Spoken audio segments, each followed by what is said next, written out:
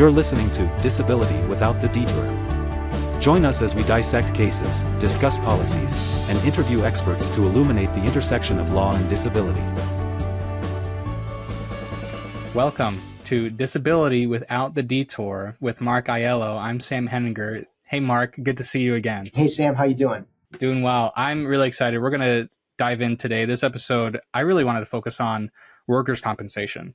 And to start things off, could you just provide an overview of workers' comp and how it serves as a form of employee protection? So workers' compensation was put into place. It was kind of considered the grand bargain, if you will. Before workers' compensation claims existed, before there was workers' comp, if an individual got hurt on the job and he wanted to sue his employer, one of two things kind of happened, right? Either the employer was so big that they buried the injured worker in legal paperwork, if you will, and the injured worker couldn't afford to keep an attorney on or enough attorneys on to battle the employer. So that's one thing that happened. The other thing that happened is that the injured worker prevailed and knocked the employer out of business by winning a big case, right? So workers' comp was sort of put together to prevent that. Workers' comp was put together so that there's an injured worker, he or she would get speedy compensation, a just compensation for the lost wages and the medical care that he or she would need. And in exchange, the business obviously continues on. They have this insurance in place. So the worker is taken care of and the employer is protected from going out of business or having major legal issues, if you will. And that was considered the grand bargain. And that's how it's supposed to work. That's the theory of it. The reality is quite different.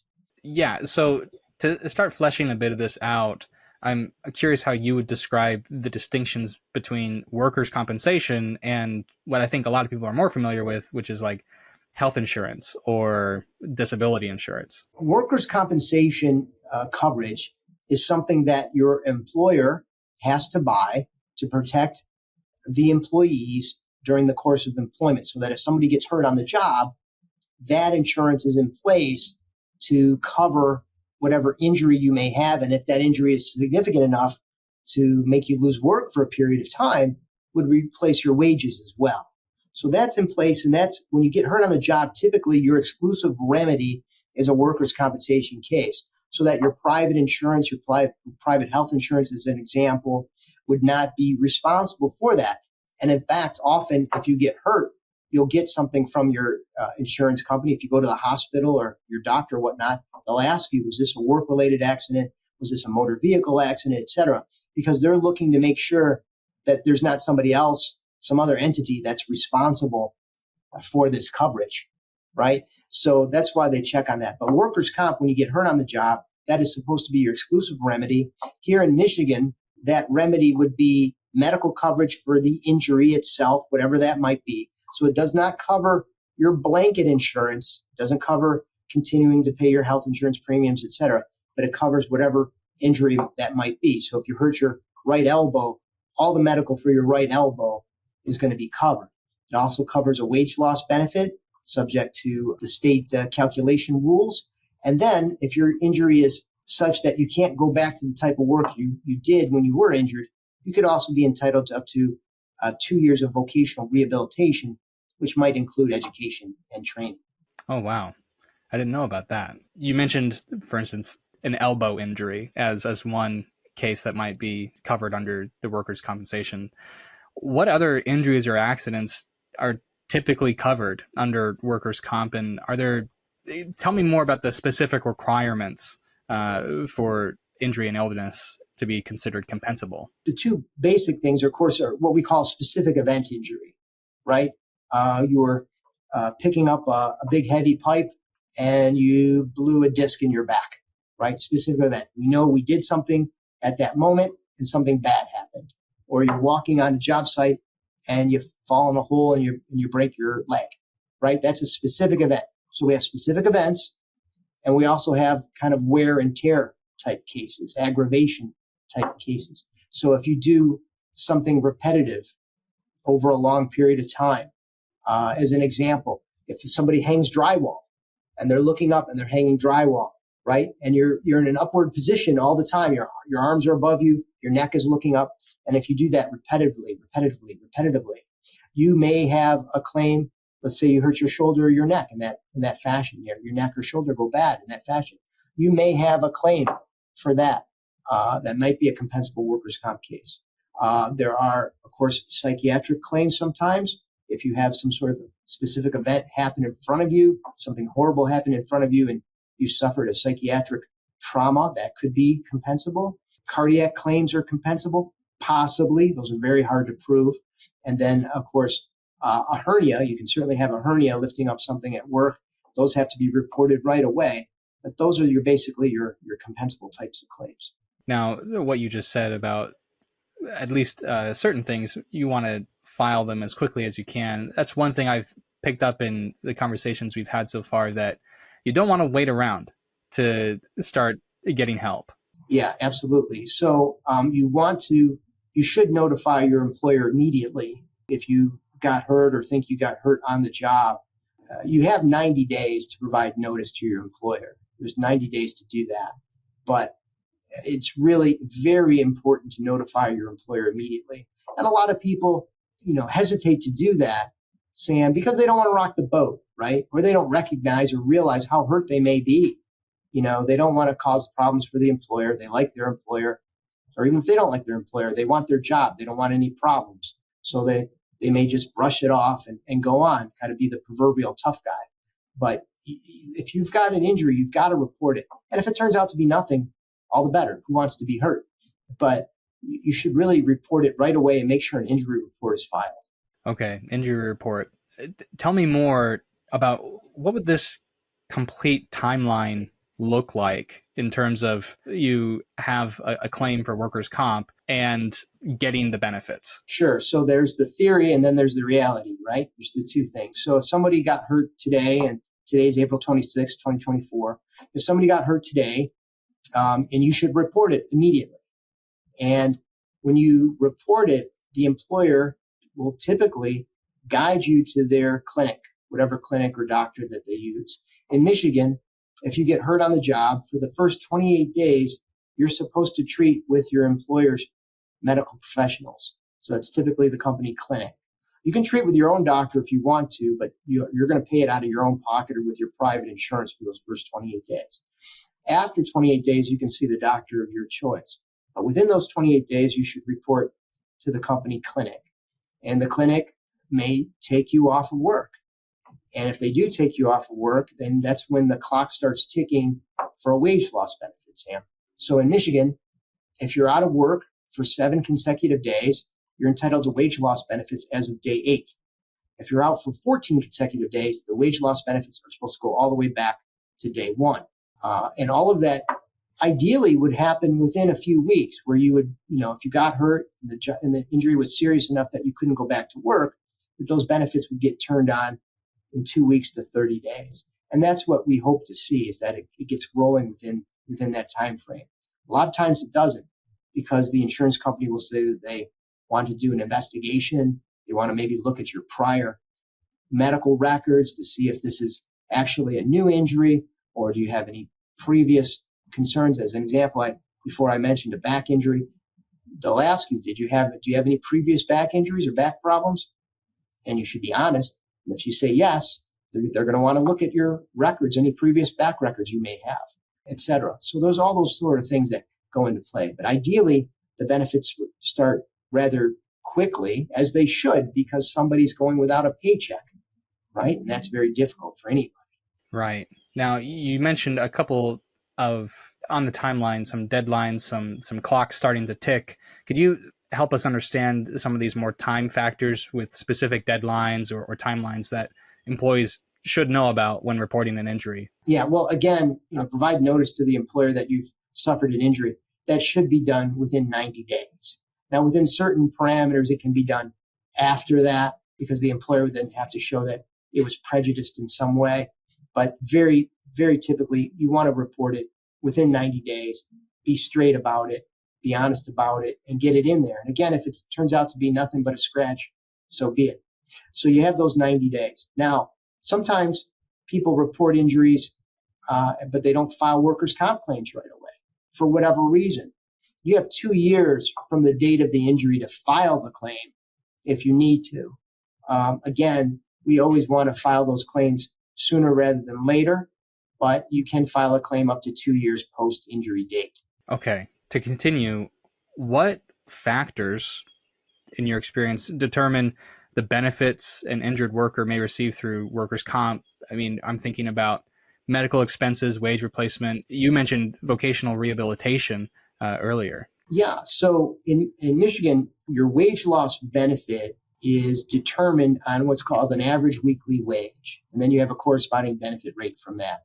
So if you're injured on April 26th, 2024, the idea is to look at your wage records for the year prior with the same company, assuming you're with the same company for that period of time. So we're going to look at your wages for the year prior. We're going to take the highest 39 of those 52 weeks because people work overtime, or maybe you only worked a half a week or whatever. So we're going to look at the highest 39, and that's going to give us what's called your average weekly wage. Then we're going to plug that number into the workers' compensation calculation table. Michigan puts that out. And we're going to plug in your average weekly wage. We're going to take into consideration if you're married or single, if you have any dependents, what's your tax filing status. All those things go into the calculation. And then, and discontinued fringe benefits as well. If you have a fringe benefit package that's no longer being funded. All of that goes into the calculation.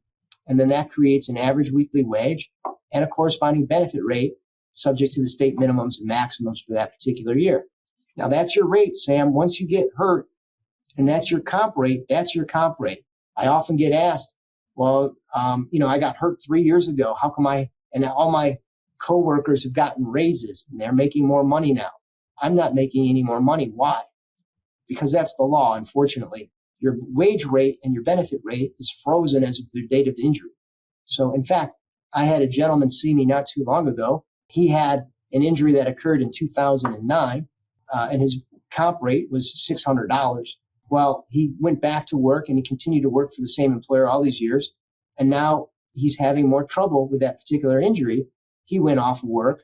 They picked up his case. They recognized that it's compensable and they're paying him, but they're only paying him $600, which was the wage rate back in 2009. This is 15 years later. His rate should be higher. That needs to be adjusted, right? So you've got to pay attention to things like that. So that's the wage rate. Again, the medical care, all reasonable and necessary medical care for the injury. So if that requires surgery, therapies, medicines, etc., they're supposed to cover that. Sometimes they'll balk if they think that's not reasonable or necessary. They've got to be able to show that it's not reasonable and necessary. That's what you're entitled to under the law. And then finally, again, if your condition is such that you can't go back and be, say, an iron worker or a laborer or whatnot, whatever your job might have been, if you can't go back and do that work and you are motivated enough and you think there's something else out there in the world you might like to do, we can petition to get you some more education and training. That's very interesting. Mark, that example, it reminds me of a number of years ago. I think people follow the tech scene here and there. It gets covered in the news quite often, but there was an instance where some blue collar workers were all laid off and they didn't know what to do. They didn't know how to reskill. And the sarcastic advice that was received across the internet was learn to code, just become a tech person. And so that obviously is a different situation than what we're talking about here. But I think there is definitely a real cost to having to figure out a different line of work. Oh, absolutely there is. And particularly if you're older, the older you are, the more difficult that becomes, especially for someone who's maybe done the same line of work for a number of years. Now, the insurance carrier will argue that you are capable of doing some other work. And they'll do that as a means to try to mitigate their damages. In other words, pay you less, right? They'll argue, okay, you can't be an iron worker anymore, but we think you can be a security guard in a parking lot. And they'll utilize that information. We call it phantom wages. They'll use those phantom wages to reduce the benefit that they have to pay you. But our counter is that you need training. You need to learn how to do something else, something meaningful. right? Not that all work is meaningful, but you want to do something that puts you as close to the previous wage you used to make.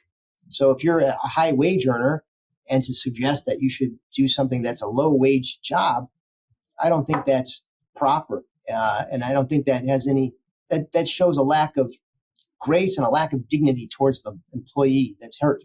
So, the law says that you can be entitled to up to 2 years of education and training. Let's put that to work. Let's really do it.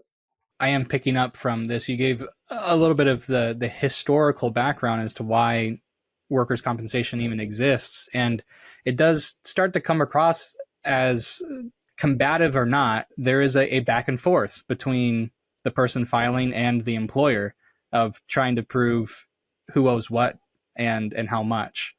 And so I think reflect maybe on your experience as a client's representation in navigating some of these conversations that maybe at times could sound ridiculous just in employers trying to save money or things like that. Yeah. So they do. They'll put people in tough situations to try to mitigate their damages. As far as favored work or specialized work areas, whatnot, stuff that you wouldn't normally put people through. So they'll try to utilize that. They'll try to utilize the act as a sword against the injured worker when it's supposed to be a shield to protect the worker.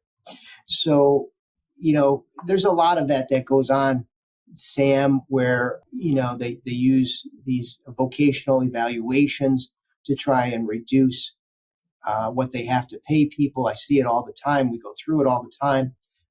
And again, our counter is, let's treat this person with some dignity. Let's try and find something real that they can do. And we'll petition for that. We petition the workers' compensation agency to get our clients some real training or the value of that training and any sort of resolution we might be working towards. Thinking about the person who'd be filing, who'd be trying to get these benefits and keep them for as long as they need, what are some common mistakes or challenges that they go through, and how can they best address those issues, would you say? I think some of the common challenges is making sure that they get the medical treatment that they deserve, because it'll get to a point where the carriers will not want to continue paying for medical treatment. Making sure that they get their wage loss benefit calculated correctly.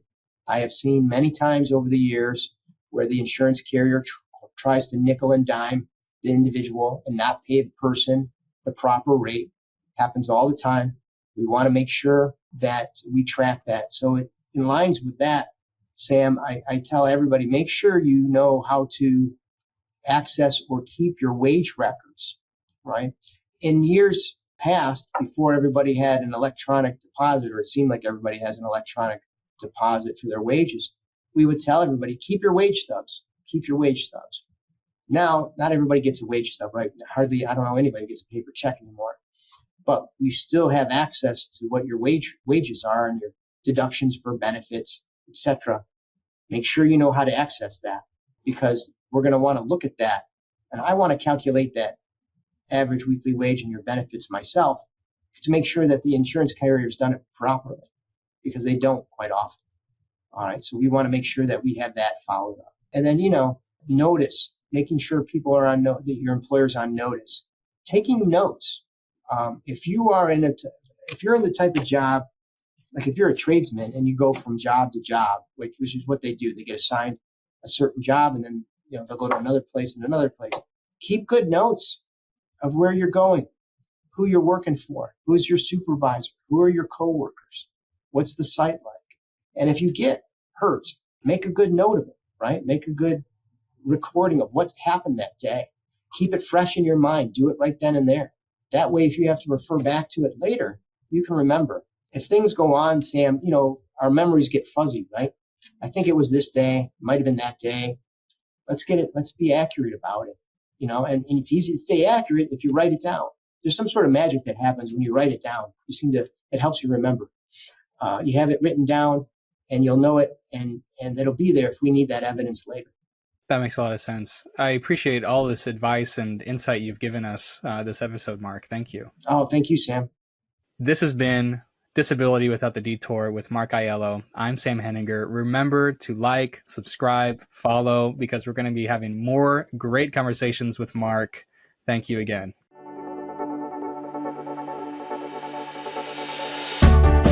Thanks for watching. Don't forget to like and subscribe for more content from Disability Without the Detour.